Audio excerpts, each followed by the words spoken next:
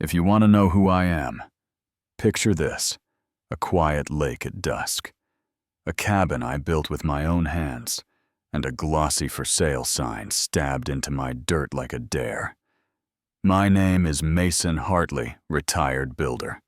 Stubborn as an old fence post, and I didn't move off grid to join anybody's committee. I came to Bear Claw Lake for the stove that ticks the dock, that groans the kind of silence you have to earn, not the kind a newsletter tells you to observe between 9 and 5. That Thursday, I was in town grabbing stove bolts and flour when a chipper voice called to confirm a showing for my lake cabin the next day at 2 p.m. All they needed was the gate code. The Juniper Crest HOA had forwarded my authorization. Yeah, that happened. I told them I hadn't signed a thing, hung up paid, and drove like the road owed me answers. When my truck turned off the county road, I saw the sign first, then the open gate, then the tire tracks snaking over gravel that's known the same pattern for 20 years. On my porch, a clipboard agent and 2 strangers were shooting phone photos of my doorknob, like it was a celebrity. The wind carried a voice saying, "View corridor and open concept," and I felt the heat start behind my ears. I asked if they needed something. The agent smiled like I'd arrived late to my own appointment. The HOA had granted access. She said the owner had stepped back. The association could streamline. And I said, "You were told wrong. You've got 10 seconds to leave, or I call the sheriff." They left suddenly. Very good at backing down steps, and I snapped the sign across my knee, reset the gate, walked the fence line with a flashlight, and tried to sleep with the window cracked, and my breath matching the lake's slow rise and fall. Not fear, outrage. You spend half your life building something honest. You don't wake up and let a committee with matching polos decide it photographs better in their brochure. Morning delivered a silver SUV and a woman who wore confidence like a badge. Prevail, president of the Juniper Crest Community Council. "We need to talk," she said. And I said no. "You need to turn around before you scuff your flats." She laughed. The patient laugh of people who bring their own podiums. "We're working with serious investors. Your cabin has high visual impact. The board voted to align it with neighborhood standards." And I said, "Align as in steel." She called my place underutilized, adjacent to their view corridor. Their charter allowed proactive measures. And I told her, "Your charter ends where my deed begins." She flashed a folder. "We have authority to act in the district's interest." And I told her, "This is not your district, it's my land. I've got title and pins and permits that predate your stop sign."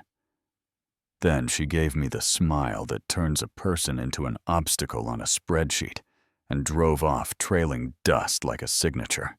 I opened the safe, spread my life across the table, scanned everything, and sent it to Sloan Mercer, a land use attorney who speaks in plum and level sleeves, rolled eyes that don't blink at bluster. Tell me everything she said. So I did. The listing call, the trespass, the gate code reset. Britt's sermon about harmony. Sloan didn't flinch. We start with demand letters. We force sunlight cameras on logs kept. The second anyone steps over that fence, you call the sheriff. We requested every alleged contract or authorization. With my name filed, complaints with the state licensing board. And while we waited, messages started buzzing like mosquitoes. Another agent recommended by the HOA, a developer rep, asking when demolition could begin, pending title clearance. You know what I mean? The script was moving without me.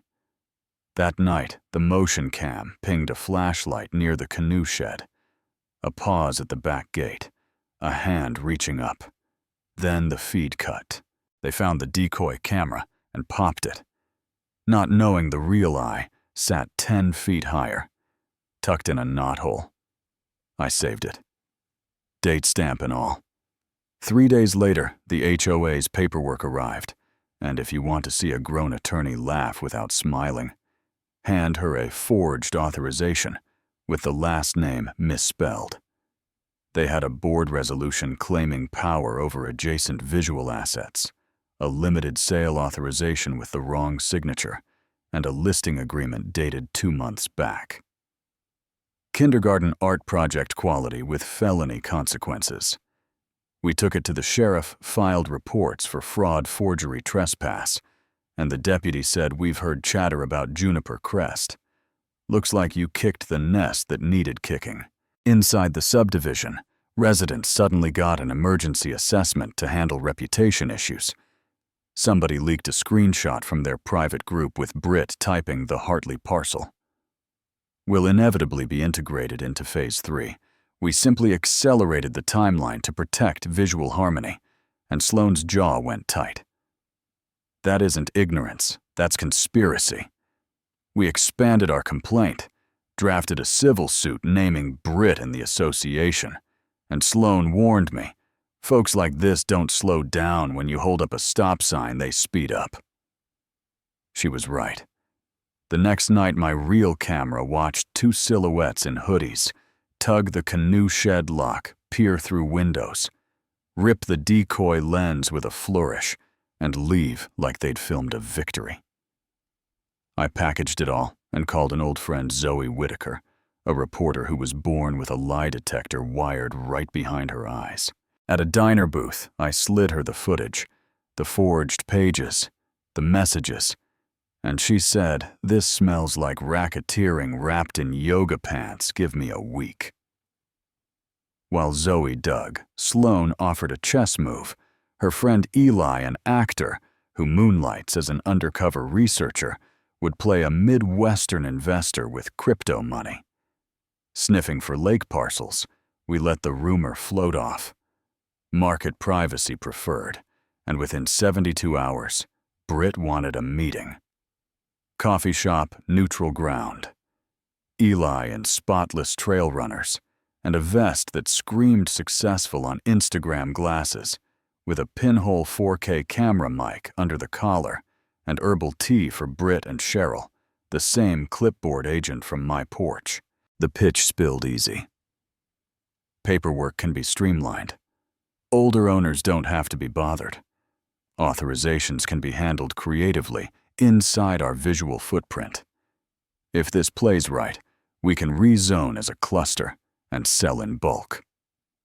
And when Eli asked about consent, she said we can secure it through the board, then floated a number for a donation to the legal fund to make the wheels turn. All on camera. We watched it in Sloane's office, me feeling like I was witnessing a true crime episode filmed by a barista. We sent it to Zoe, and 3 days later, the headline landed like a hammer. Lake HOA president accused of forged listings and covert property push. Side by side images of their forms and my real signature. The night footage of hooded visitors, quotes from the meeting with faces blurred and voices pitched. The internet did what it does, and I thought the tide had turned. That's when the twist hit. Nibime, an email to Sloane. New evidence, a short clip of me on my porch saying, "Yeah, I've been meaning to sell. If the HOA wants to help, let them run it, whatever works." The lighting was wrong. By a degree you only notice if you live under these trees. The voice cadence was stiff still. "If you don't know me, you might buy it." Deepfake Sloane said flat as a spirit level. We shipped it to a forensic analyst. She trusts 24 hours later, we had a report. Algorithmic mouth movements. A voice rebuilt from an old podcast interview I did about building cabins. Background stitched from public photos. We filed for an emergency injunction looped in the sheriff and the DA, and the air changed. This was no longer a neighborly dispute. It was impersonation and evidence, tampering. It was fraud wearing a borrowed face. Warrants hit the HOA office and Britt's house before the weekend cameras watched deputies carry out hard drives and file boxes. While Zoe's crew caught the B-roll, Britt stepped onto her porch in a silk robe and sunglasses tried to smile. The cuffs wiped it off. In the office drawers, they found 7 owner consents with crooked loops and mismatched dates. 3 blank templates, ready to fill a spreadsheet labeled High Visual Impact.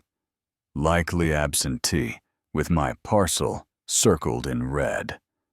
On the laptop, invoices for video production assistance emails, with a reputation studio, transfers from HOA funds to personal accounts. The DA announced charges the next week for jury real estate fraud, criminal impersonation, a conspiracy misuse of community funds wire fraud. The judge denied bail, citing influence and access. And inside Juniper Crest, the residents voted to dissolve the HOA. 2/3 required. They reached it before the coffee cooled. I didn't go watch the machine disassemble itself. The next day, Tyler, the former vice president who always looked like a kid caught drawing on the wall, showed up at my gate with a cardboard box labeled Hartley Contingency inside. Were redrawn property lines, folding me into their view asset. A mock listing calling me inactive owner, and a brochure draft selling my cabin as a rustic investment unit. I laughed for real. Then I bolted a new steel sign to the gate, 1/2-inch plate block letters. Not for sale.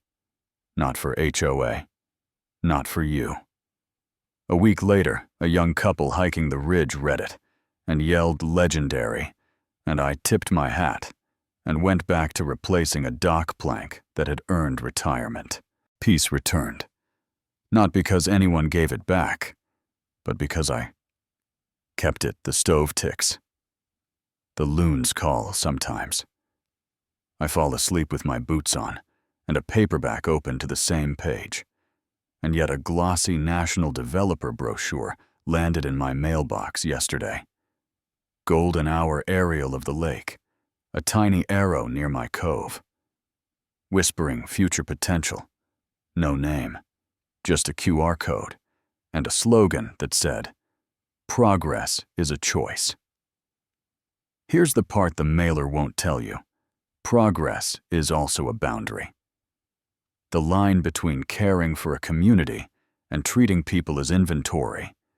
The difference between a real signature and a made-up one. The space between quiet and control. People like Britt dress power in words like harmony and alignment. Meanwhile, locks turn that don't belong to them. And if you're thinking that could never happen where you live, ask who holds the gate code and who writes the newsletter. Ask who benefits. When you don't notice a line shifting 2 inches at a time, ask what happens when video stops being proof and starts being a prop. You know what I mean? So let's open it up. Was I right to go hard the second that sign hit my dirt? Or should I have tried to play nice without lawyers and cameras too?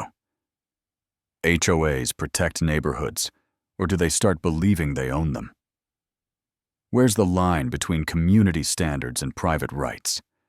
How worried are you that anyone with a laptop can fake a face and a voice well enough to fool a town? Drop your take. Below, tell me the rule that went too far, or the neighbor who overreached, or the moment you pushed back and won, or wish you had. If you think consent and property still matter, hit like. So this story doesn't get buried. Subscribe for more from this lake, where the view is free and the boundaries are not.